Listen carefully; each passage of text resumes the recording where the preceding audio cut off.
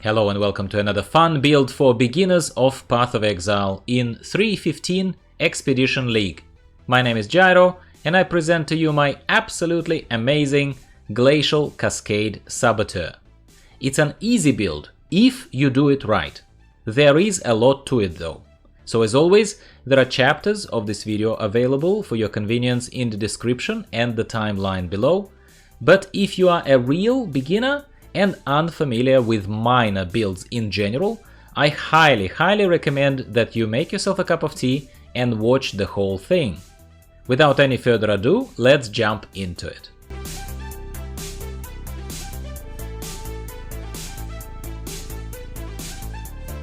This is my very first miner build and currently it is without a doubt my absolute favorite.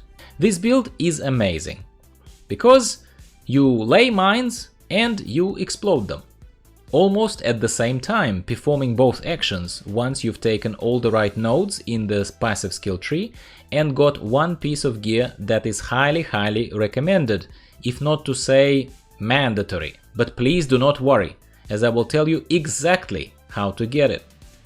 It feels very similar to my favorite totem playstyle, believe it or not, where you run around while your totems, or in this case mines, deal with the enemies. It allows for much better tactical positioning around groups of mobs and bosses, where you do well to stay as far away from them as possible, preferably also remaining on the move. While this build is based around Glacial Cascade skill, that we'll talk about very shortly, this build is flexible enough to have an additional fire-based mine built into it, to deal with the mobs and bosses that are resistant or immune to cold. Being a cold-based build, it offers a lot of semi-passive protection through slowing down and freezing enemies, which happens by the way all the time. In addition to that, Glacial Cascade literally pushes enemies away from you, interrupting their actions and knocking them back. I found that you level much faster with this build too, due to simply how it works. Effectively, you just wipe the whole maps clean as you go through them, which in my case at least ended up giving me a lot more experience in bulk than I've ever gotten before, as I skipped some mobs here and there, and with Glacial Cascade you kinda end up just killing everything. And finally, the build appears to be doing so much damage that even my good old Divine Ire Totems build, which was my good old favorite, kinda can't compare to this output. I'm absolutely mind blown just how crazy this thing is. So on to leveling. Firstly, I recommend that you pick a mine gameplay straight away when it is offered to you, when the first mine skill is offered to you as one of the very first quest rewards. I think it was Icicle Mine. And start using it to get used to the playstyle of a miner, which is a bit different from anything you might have tried before. It'll take a little bit of practice, but you will get used to it just like I did pretty quickly. There are basically two phases to this gameplay: mine placement and detonation. Both will happen almost simultaneously later in the game, but you need to get there first. So when starting out, mine placement is a little bit slow, so plan your moves tactically. Do not just run into the middle of the mobs and expect to survive. Preempt what's about to happen. Place mines ahead if you can. Common sense wins here. Icicle Mine is a great skill in itself, in my opinion, as it shoots projectiles in all directions with boosted critical chance the closer the target is to detonation point.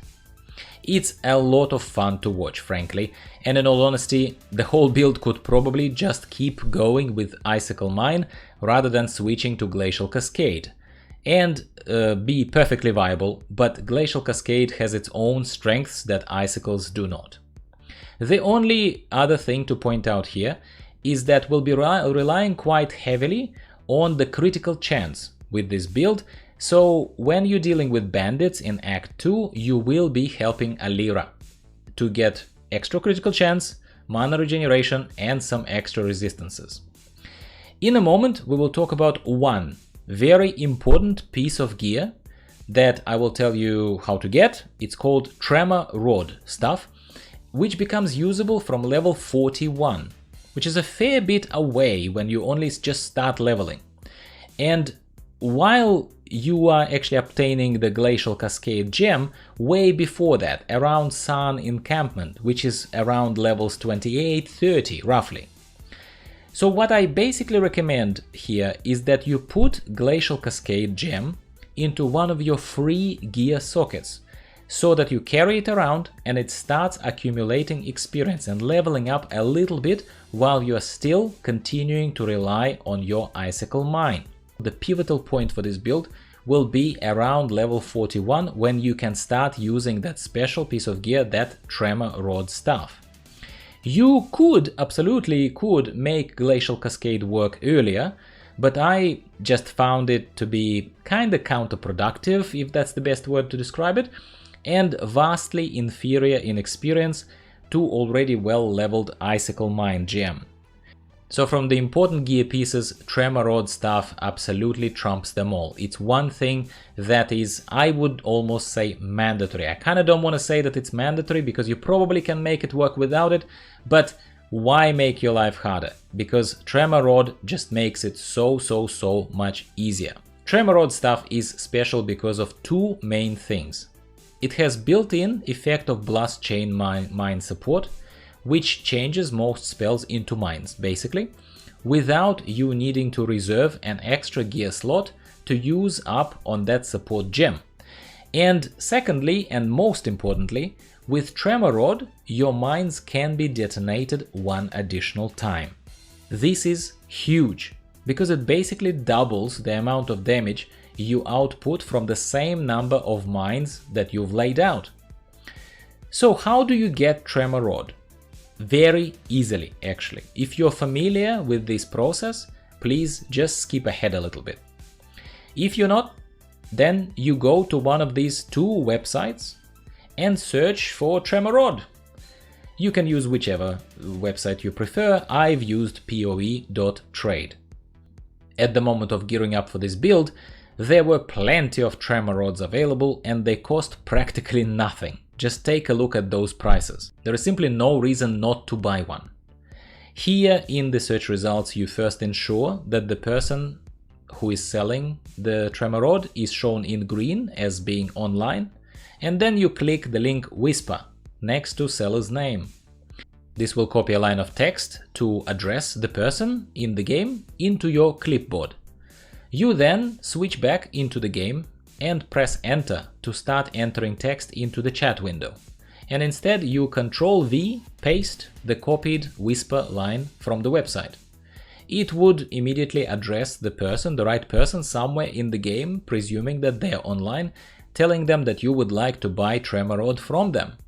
In 9 out of 10 cases, if the person was shown as online, you should either get a whisper back from them in a minute, or straight away an invitation to join their group. Do not try and invite them yourself. They could be in the middle of something, let them invite you. Once invited, you click on a little blue button on their portrait, which should teleport you to them, typically the place being their hideout. Once there, yet again, just wait for them to open trade window with you. They know what they're doing, so why not let them drive? Have the right amount of currency already prepared, so that this part could go as quickly and as seamlessly as possible. Move your mouse over the staff in their part of the trade window, as they would mouse over the currency in yours. Once that's done, to ensure that everything is okay for both players, you will be able to press a button to confirm completion of the trade. And that's it! Tremor Rod will be in your inventory. Now, here comes the DIY, do-it-yourself part. Tremor Rod that you would buy would likely not have the 4 linked sockets on it already, unless you are ridiculously lucky. So you'd need to save up and use now a bunch of Jeweler's Orbs and Orbs of Fusing to make sure that you have at least 4 linked sockets on the stuff to make the whole Glacial Cascade setup as powerful with as many support gems as you can. We will talk about Glacial Cascade gem straight away that will go into the Tremor Rod cluster of linked sockets. I supported by Inspiration support to reduce mana costs and increase elemental damage. Assembly, Sweet Assembly support to throw more mines in one go, obviously useful. And I've used Elemental Proliferation support to spread the chill and freeze effects around a little bit more. But this gem is debatable, and you might just want to replace it with the increased area of effect support instead, or something like that. In the body armor, still to be optimized and upgraded to one with more linked sockets in my case, I have summoned Skitterbots, which are amazing little minions that I've never used before, as they increase mine damage, slow down the mobs that are trying to hit you, and they also explode your mines, but do not use up that charge, so you can still explode the mines yourself afterwards. So it's not like they're using up your mines. These detonations, these extra detonations are completely free, which is fantastic, isn't it? My Skitterbots are supported by Bone Chill support and yet another Elemental Proliferation support. I also have Pyroclast Mine in the same linked gem cluster here. Not the best placement, I know, but it works for me as that exception that I mentioned to you in the benefits of the build when I need to take down a few stubborn mobs that are resistant to cold damage. In my Lactonial Caress gloves, I have my ever-present Cast on Damage Taken support powering the Immortal Call that will save your skin in the tight spots. Flesh and Stone Aura as an option that I've tried out but never ended up really using realistically, because mana reservation becomes way too much, too expensive, even though the defensive benefits are very appealing. So instead I actually use Defiance Banner that contributes to a bit of armor and evasion, which are both frankly quite negligible in this particular build and don't make it or break it. But I thought, look, why not? It's a cheap addition to the build and still does some good. For movement, I use Flame Dash, supported by Second Wind support. And I also have an unsupported Ice Golem here that increases critical chance by a little bit and my accuracy too, which is kinda irrelevant. In my helmet, I am simply carrying Fire Trap and multiple traps support to level the gems up passively, as I prepare to experiment with a different version of this or slightly or very close, very similar build that will focus on traps instead of mines, so that we could compare the two builds once I got a good picture of how both of them work. Please don't forget to subscribe to the channel if you'd like to see that and not to miss out, as well as to show your support, which is very much appreciated. Passive skill tree is quite spread out and relatively developed by now, as this character is around level 72. So please see the link to the path of building web simulation tool and the paste bin for this whole build, so that you can slow down and take a proper closer look at every node that I've taken. No point for me talking for extra half an hour for you, talking about every single taken node. But points that I'd make here very quickly are that you start in the upper area of your skill tree, taking very important Saboteur node and the surrounding ones, and then going up to successive detonations, volatile mines, and then blast waves. And then taking the high path towards the right edge of the skill tree to take the blast cascade, and then investing a few points into the area of high explosives, clever construction, and devastating devices. The most of the other picks are all about survivability, where you try and increase your life pool and take the hard to ignore nodes of acrobatics and phase acrobatics, as they basically save your life from every third hit, physical or spell, which is absolutely massive for the skinny, non-tank build like this one. Ascendancy, well, hard not to guess that you'd go with Saboteur Ascendancy, duh! And on your first go through the labyrinth, I would greatly benefit from Pyromaniac, because that life regen is absolutely massive as you blow up your bombs all the time.